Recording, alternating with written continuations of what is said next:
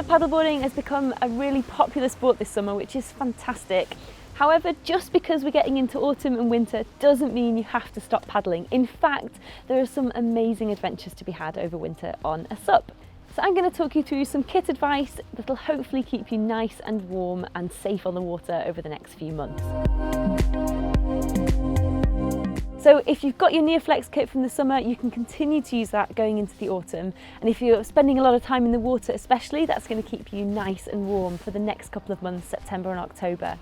However, once we get into the depths of winter, that's no excuse to stop paddling if you've got the right kit to keep you nice and warm. So my top tips for keeping warm in the winter when you stand up paddleboarding is a really good waterproof layering system. So with that in mind, there are a couple of waterproof bits of kit that I would recommend. The first being a good quality waterproof top.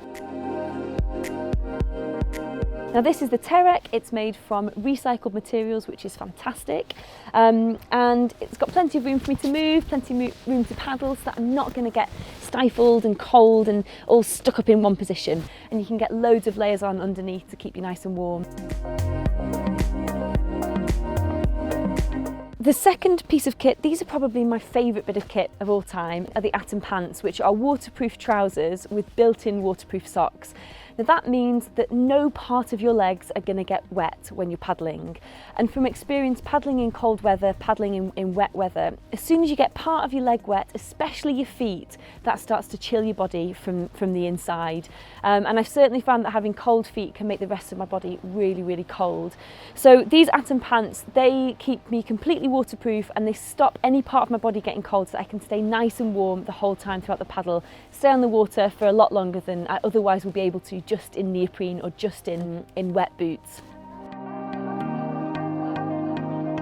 So what I do with these is under this waterproof sock, I have a pair of socks, a pair of dry just normal socks that I'd wear close to my skin, the waterproof sock over the top, and then a really good quality boot to keep those waterproof socks nice and safe and nice and dry. And these boots, I've made sure that these are big enough so that I've got plenty of room to still wiggle my toes around in the boot, because otherwise your toes can get constricted and you can quickly lose circulation to your extremities. I'd also very highly recommend wearing a hat when you're out on the water in the winter, just to stop some of the drafts. And you lose a lot of heat from your head, so making sure that your noggin's warm is very important. I know a lot of people struggle with circulation to the extremities, and I certainly do, so making sure that my hands stay warm is really important. I'll try and paddle without gloves as late into the year as I can, but there always comes a point where I need to cover my hands up to keep them nice and warm. And rather than gloves with fingers, I find that mitts are better for me personally, because it means I can still move my hands around and still get a bit of circulation in there. So there are the palmless mitts, which I really, really like. They're super useful for paddling.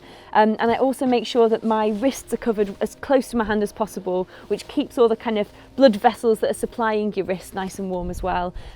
Keeping your core temperature warm will also really help the circulation to your extremities and make sure that your whole body stays warm, which can help with your fingers and your toes staying warm as well.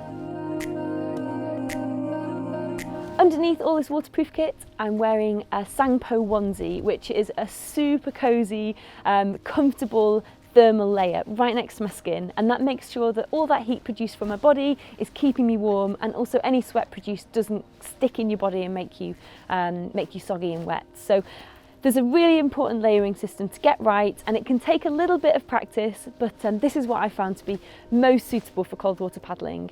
And honestly, it's increased my enjoyment of paddling in the UK so much, and it means that there aren't a period of months of the year where I just can't get out.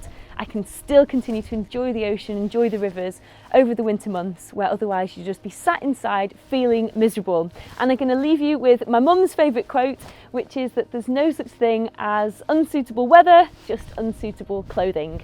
So get yourselves wrapped up and go out and have some wonderful winter adventures.